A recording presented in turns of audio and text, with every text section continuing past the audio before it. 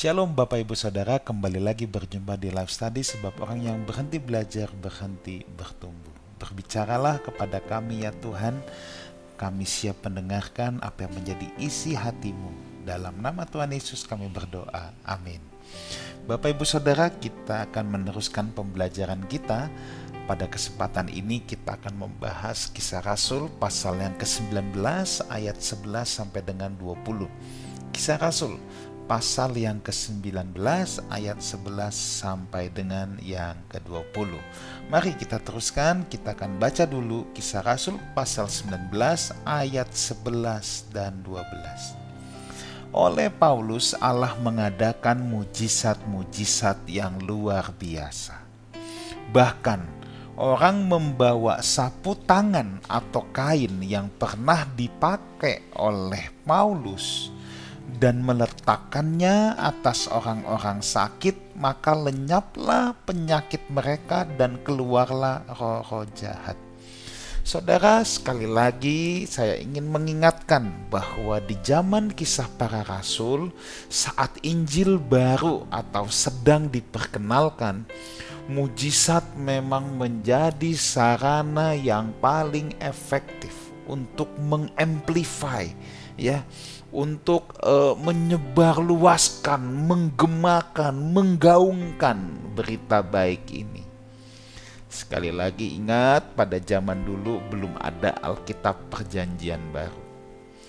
Semuanya harus menjelaskan dari Perjanjian Lama, membuktikan bahwa Yesus adalah Mesias yang dinantikan, bahwa Yesus adalah dialah yang dinubuatkan oleh para nabi. Nah, bayangkan betapa sulitnya saudara ya. Ini belum ada Yohanes 3 ayat 16, karena begitu besar kasih Allah kepada dunia ini. Nah, sekarang kalau orang menginjil tuh bisa kasih tahu ayat-ayat Alkitab. Zaman dulu nggak ada perjanjian barunya. Gimana? Coba. Mereka harus serius belajar ya tentang nubuatan-nubuatan. Itu semua mengarah pada Yesus dan menyaksikan kebangkitannya. Itulah cara mereka menginjil. Maka ketika kabar baik ini, Injil Kerajaan, ingin diberitakan di tengah-tengah orang, saudara ya, di tengah-tengah orang banyak, maka mujizat seringkali menjadi amplifier yang paling efektif ya untuk menggaungkan ini. Ya. Nah, tetapi kalau di zaman hari ini Injil sudah tersebar luas, saudara. Ingat ya, yang dibutuhkan sekarang pendewasaan iman, bukan mujizat. Ini orang-orang yang belum kenal Yesus. Kalau sekarang orang sudah kenal Yesus, saudara, ya, maka di gereja-gereja seyogyanya yang lebih dibutuhkan itu bukan lagi berita tentang mujizat. Oh, mengatakan ini, saya bukan mengatakan bahwa mujizat sudah tidak ada. Jangan salah paham, saudara ya. Mujizat masih ada sampai selama-lamanya karena Tuhan yang membuat. Tetapi titik tekan kita, fokus kita bukan lagi pada mujizat, tetapi harus pada pendewasaan iman. Ya. Sebab Injil sudah diberitakan. Nah, mujizat pun ya terjadi selalu pasti ada maksud Allah. Sekarang saya mau tanya, apakah saat memperkenalkan Injil wajib ada mujizat? Kalau iya, mengapa tidak ada mujizat yang kita jumpai saat Paulus memberitakan Injil di Tesalonika, di Berea, di Athena? Nggak ada mujizat. Nah, oke, taruhlah kita bilang bisa aja ada tapi nggak dicatat. Oh iya, bisa. Tetapi kalau ada hal yang sangat mencengangkan, Lukas pasti catat. Tetapi di sini yang saya mau katakan tuh begini ya. Jangan memutlakan tentang mujizat. Paulus tetap memberitakan Injil di tempat-tempat tadi, Berea, Athena, sekalipun gak ada mujizat. Karena yang Paulus ingin beritakan itu bukan mujizatnya, tetapi berita tentang Yesus Kristus Tuhan dan Raja. Itu yang Paulus mau beritakan. Dan ini yang harus menjadi inti berita. Urusan nanti Tuhan mau pakai mujizat untuk mengamplify berita itu sebagai toaknya, speakernya, itu urusan lain. Tapi berita itu isi tentang Yesus Kristus Tuhan dan Raja yang dibangkitkan. Dia pengharapan hidup sampai selama-lamanya. Inti beritanya bukan toaknya, bukan speakernya, bukan amplifiernya. Jadi kalau orang mendengungkan hanya mujizatnya, itu seperti inti beritanya ada pada speakernya, kan jadi lucu, saudara. Ya. Nah, dalam Efesus ini dicatat khusus karena ada hal yang mencengangkan. Ya, nanti kalau kita baca terus, wah ini luar biasa kisahnya, saudara.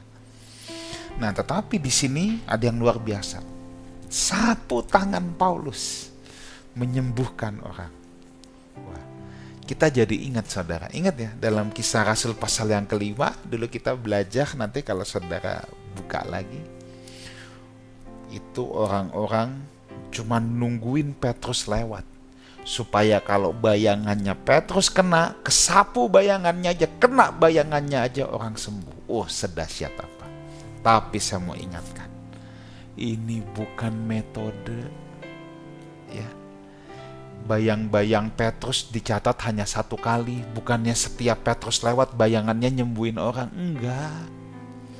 Sapu tangan Paulus itu juga cuman ditulis di sini aja, bukannya setiap kali. Ya. Nanti orang cepet-cepet lagi tungguin mana nih bekas Paulus buang ingus. Kita harus tampung cepet-cepet bisa nyembuhin orang. Enggak begitu. Tapi lucunya, saudara, ya, banyak orang yang pikir ini jadi semacam jimat atau metode. Waduh, ini ngawur total lah, saudara.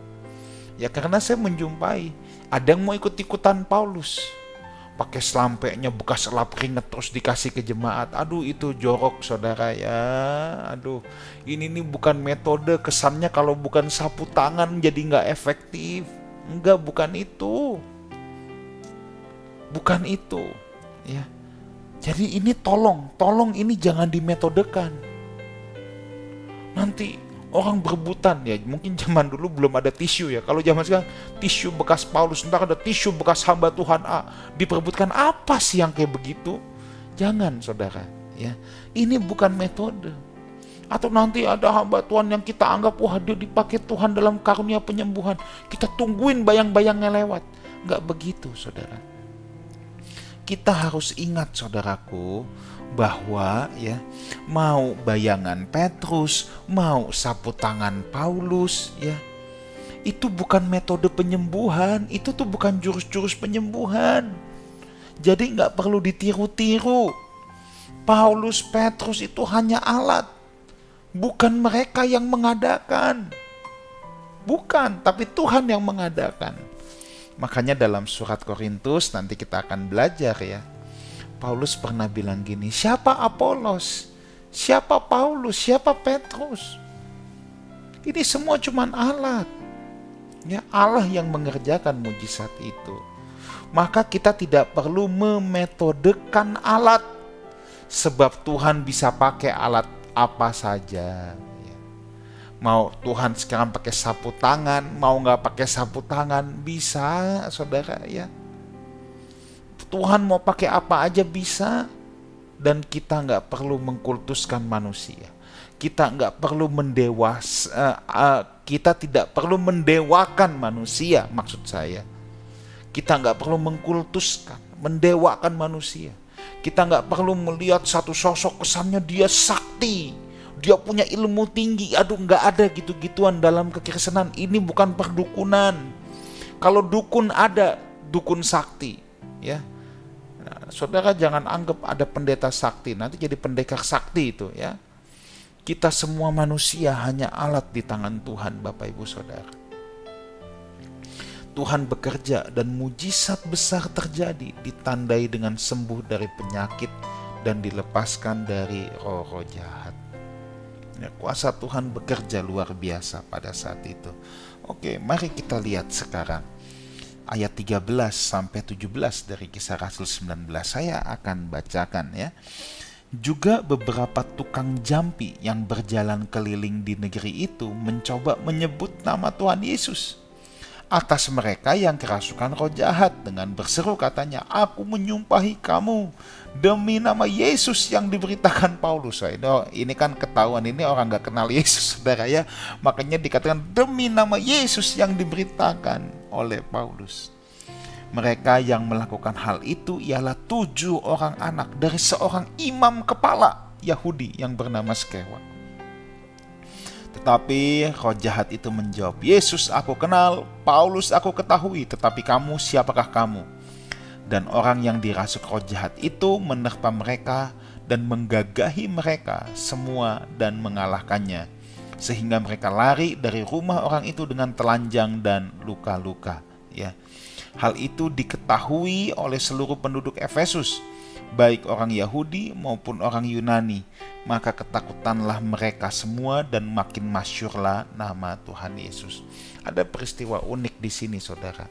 Ada tukang jampi Yahudi, ya, yang terpesona, ya, dengan mujizat yang dibuat Paulus, saudara. Ya, tukang jampi ini bukan cuma satu, tetapi ada beberapa dikatakan. Tukang jampi ini berasal dari agama Yahudi. Karena tukang jampi sudah pasti biasa dengan mantra dan sihir, dia pikir nama Yesus itu mantra, saudara ya. Tukang jampi ini adalah orang-orang yang berasal dari agama Yahudi tetapi mencari uang dengan ilmu sihir, semacam praktik sinkretisme klinik. Saudara kan masih temukan kan sampai hari ini sinkretisme klinik. Pernah lihat dukun yang bobo salib? Ada loh. Iya. Bahkan saya pernah ya dulu temenin nenek saya ke satu orang pinter ada di daerah Jembatan 5. Dulu kan dibilangnya orang pinter ya.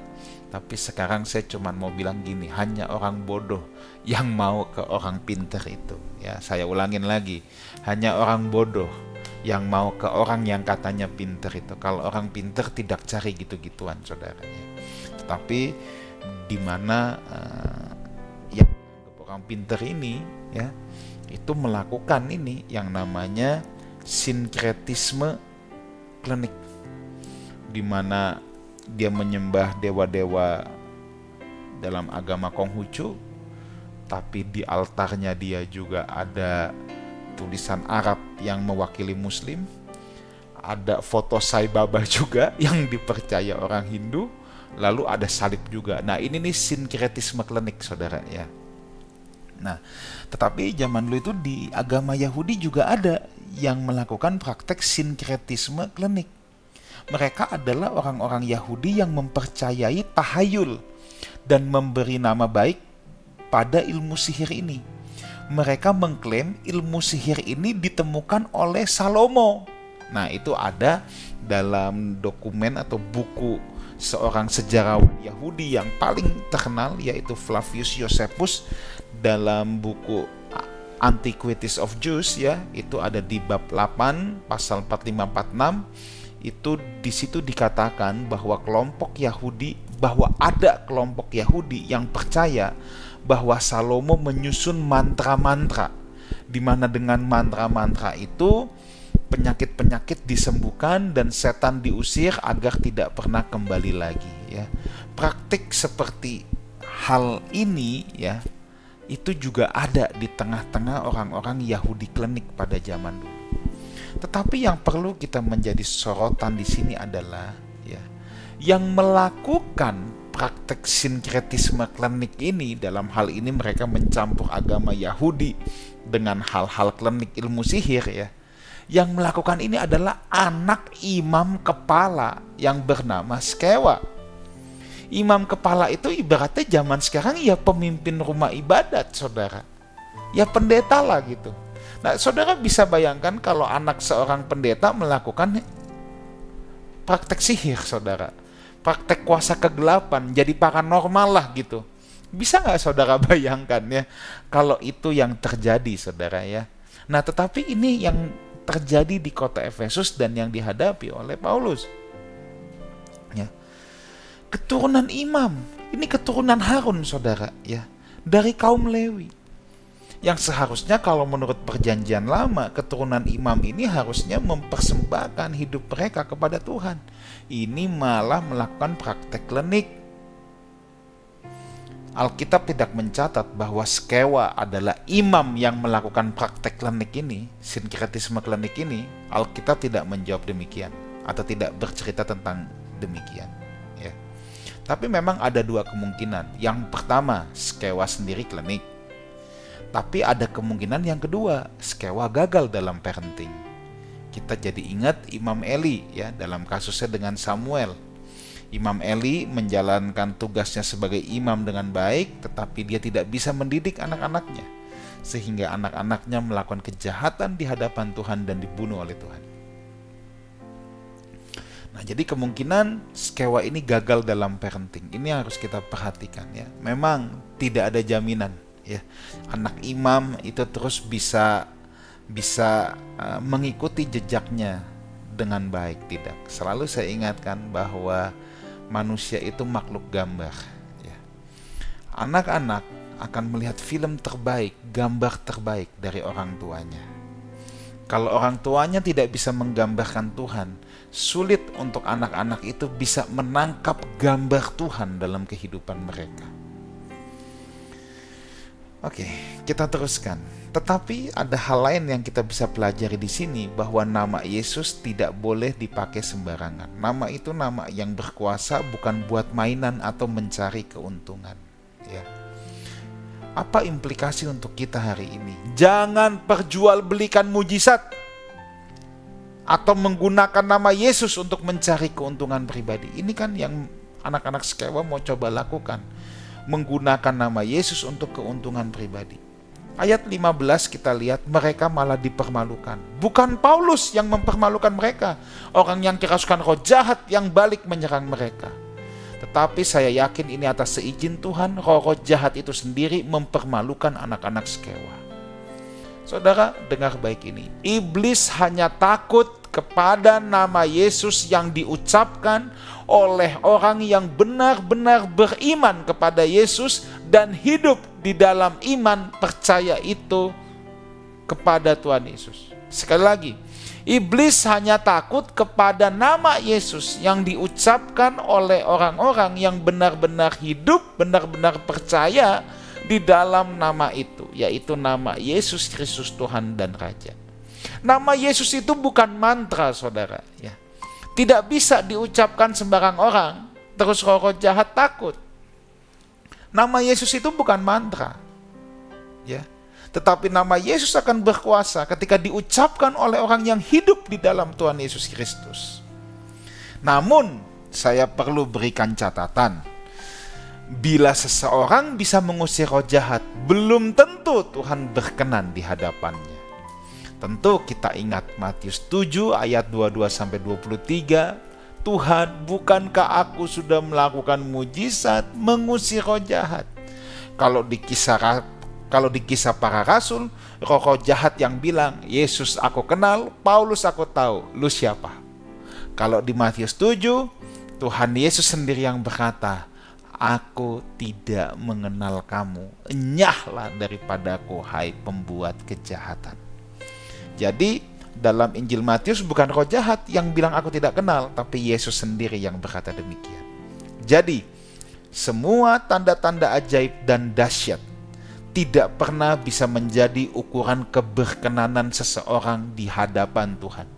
Jangan tertipu dengan mujizat, jangan tertipu dengan hal-hal yang ekstravagansa. Ya. Orang yang bisa usir roh jahat belum tentu dia berkenan di hadapan Tuhan. Tetapi orang yang menghidupi apa yang ia ajarkan sesuai dengan kebenaran firman Tuhan dan hidupnya bisa dinikmati, buah-buah kehidupannya, buah roh keluar dalam hidupnya, dia pasti seseorang yang berkenan di hadapan Tuhan. Ayat 16.